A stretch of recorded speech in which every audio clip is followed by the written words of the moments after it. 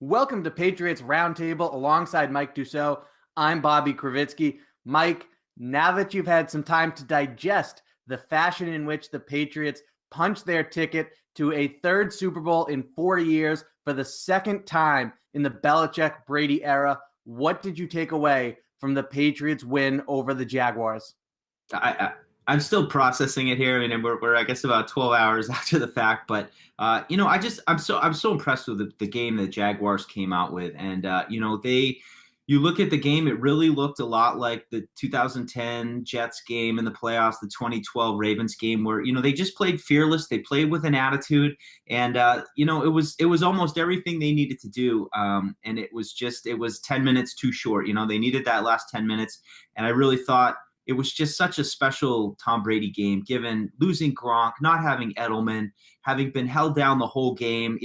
At least in the Super Bowl, you felt like they were moving the ball last year, and it was like, wow, if they could just finish a drive, they'd be okay. And here they weren't doing much of anything, and it's just a remarkable win, and in the long list of remarkable wins. So you don't want this one to get swept up, but just still in awe of what they pulled off last night. Mike, there's been this widely accepted notion that no Edelman, no Gronkowski, no win for the Patriots. And yet here we are, Tom Brady with an injured right thumb going against one of the best defenses in the NFL, and he debunks that myth. It's crazy. I mean, obviously, huge credit to Danny Amendola. I mean, it's just, aside from the injuries too, you had no running game going. I mean, if I had to draw up how would the Patriots lose this game, I mean, this pretty much would have been it. I mean, Jacksonville did a great job targeting them on defense, and Brady without his key guys. I mean, you just think, oh, this is it. I mean, he can't do it without Gronk and Edelman, Kenny, and I mean Danny Amendola. I mean, what can you say about that guy? I mean, if he didn't already have a place on the Mount Rushmore of Tom Brady receivers, he's certainly up there right now with that performance. I mean, just punt return, the key catches, the 2 touchdowns. I mean, you just can't say enough about him. Mike, through 3 quarters of this game, was your sense, taking the pulse of Patriots Nation, that they would have been okay with this game had Jacksonville held on to win it? This wouldn't have been one of those heartbreaking losses. It felt like that the fan base was a little more equipped to deal with this loss and would have been a little more accepting of it, giving everything, all the drama surrounding the team this last, let's call it 6 weeks. Is that your sense? Well, there's always, I think, a sense of relief, especially when there's so much drama that's built up and you're dealing with so many injuries. It's just sometimes when you lose to a young, hungry team, you just tip your cap to them. And I felt like it was shaping up to be one of those games. I kind of compared it to like the new Star Wars, where this wasn't one of those, old games that we're used to against the Ravens or the Broncos, or, we've seen the Steelers match up a bunch of times. This was something completely new and, just a different twist on it. So you didn't really have any bad feelings towards Jacksonville. I mean, they were definitely cocky and played with that, kind of swagger that I think teams need to play with if they're going to go into Foxborough and win. But, again, it just wasn't enough. It's an exciting new matchup, and I think, based on what we saw from the Jags, I don't think they're going anywhere anytime soon. You get Allen Robinson back next year, I think they're going to be right back in the mix of it in the AFC South. But just an exciting new game, an exciting new twist. It just felt like a fresh game to me, a fresh win. I kept trying to warn people that despite being a young team, Jacksonville, was not going to come into Foxborough and be afraid of the moment or the environment. They remind me of the Baltimore Ravens from years past, with just that swagger and that confidence that they play with. They were not going to be intimidated by the stage they were on, and it showed throughout that game. However, what it did change was first at the end of the first half, when the Patriots marched down the field and put that touchdown on the board, you could see how appreciative Jacksonville was to be able to head to the locker room. And then in the fourth quarter, when the Patriots got rolling and the tide was turning against them, you could see repeatedly as they showed shots of Blake Bortles on the sideline that he exemplified that nervous feeling of, oh no, here they come. Yeah, I mean, and you have to know. I mean, everybody's been watching the Patriots long enough. You have to know that they don't blink. I mean, they've been down 28-3 in a Super Bowl in the third quarter. They don't blink. So, as we always say, it takes 60 minutes to beat them. And I feel like the Jags, once the Patriots, I think they really made some good defensive adjustments in the second half. I mean, I think that was really one of the biggest differences was, just getting off the field on third down. Matt Patricia sending a little more pressure. I thought Greg Bedard had a good piece on Boston Sports Journal this morning, kind of breaking down the differences that they made in the second half, sending more pressure, which always isn't really a Patriots thing. But they were strong against the run the whole game. Certainly Leonard Fournette had his moments, but overall, I thought in the second half the defense started clamping down on third down, and that's really what opened the door for the Patriots. Yeah, Jacksonville finished 6 of 15 on third downs. Most of that came in the first half. And Mike, you just talked about some of those key points right there, getting pressure, being stout against the run.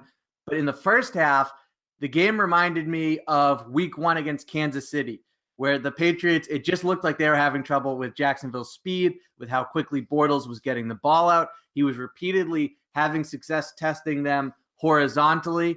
And so for as much of a difference as pressure made, what else were some of those key factors, those critical details and adjustments in the second half that allowed the Patriots defense to be more stout and prevent Jacksonville from continuing to put points on the board and potentially put this game out of reach for Tom Brady? Yeah, I mean, I think, sometimes I watch teams attack the Patriots and, spending so much time studying the Patriots defense. I mean, it's pretty obvious if you watch them enough what they struggle with. And I thought Jacksonville did an outstanding job of, targeting, like you said, those horizontal crossers, plays like that. The Patriots, they had trouble in the second level, kind of sorting things out all year.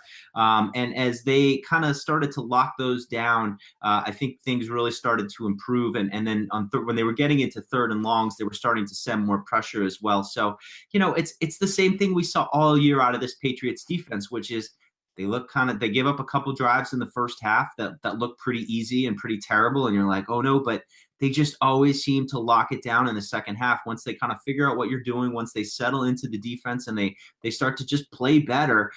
They were, locked down. They gave up 2 field goals in the second half, and that was it. And that's par for the course for this defense. No matter how much they look like Swiss cheese early in the game, they just always seem to, at least give the Patriots a chance to win the game at the end. And we saw that a couple times this year where the Patriots didn't win, and we saw a couple times where they did. And, the offense got the chance, and they came through with Amendola and Brady to close it out.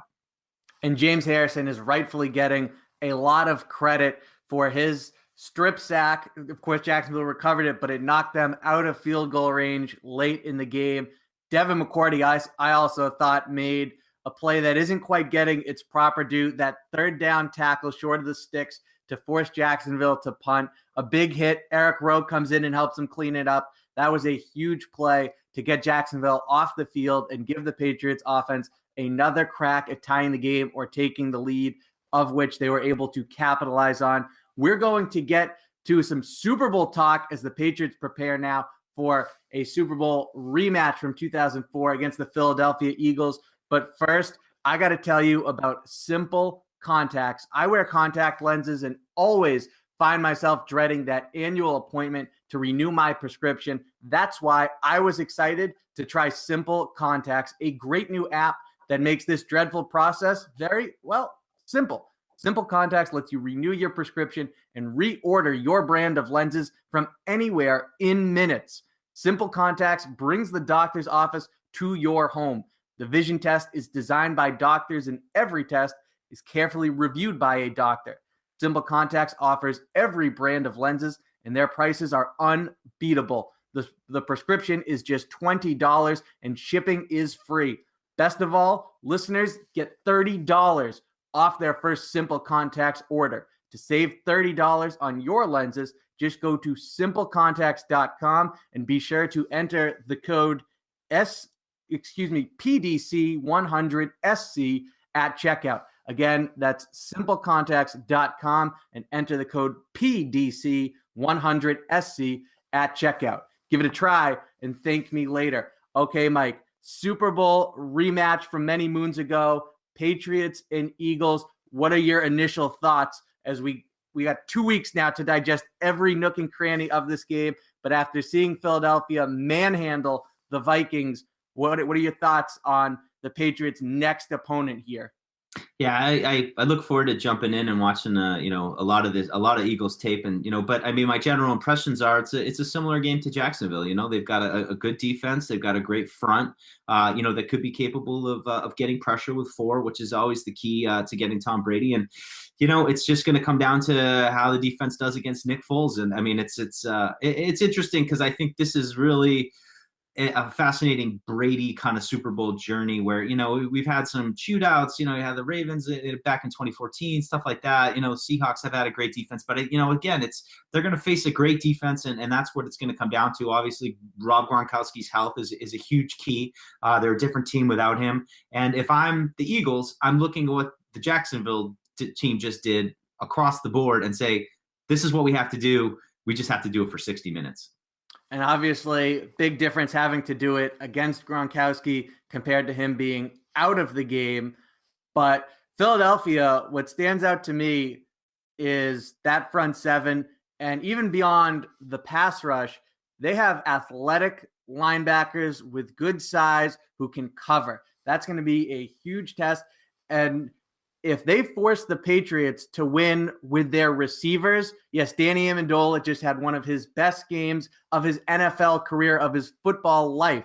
Brandon Cooks just had probably his best game in a Patriots uniform. But we've seen that Cooks can be inconsistent and is not always having the type of impact on the game that fans are clamoring for.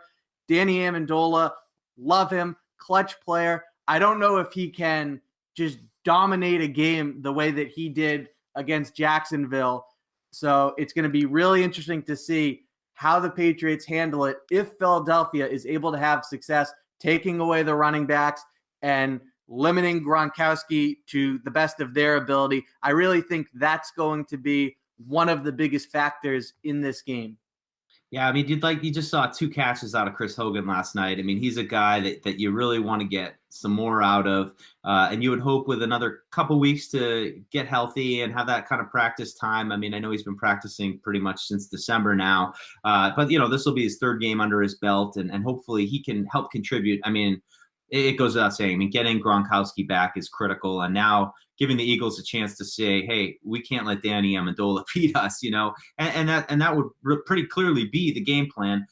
It's just you wonder if they're going to be able to do what Jacksonville did against Dion Lewis, which is stop him really for the first time in a couple months that he's been held in check. But also you have Rex Burkhead, who again got eased in, didn't really see much action, didn't really have much of an impact. But I think, again, for him to have a couple more weeks, he might be more of a factor too. So there's definitely some fluid items on the Patriots offense, things to keep an eye on. Adrian Waddle, who didn't play. Cam Fleming obviously stepped right in and did a flawless job. So some items to keep an eye on over the next couple weeks that'll develop. But obviously we have plenty of time to talk all about it.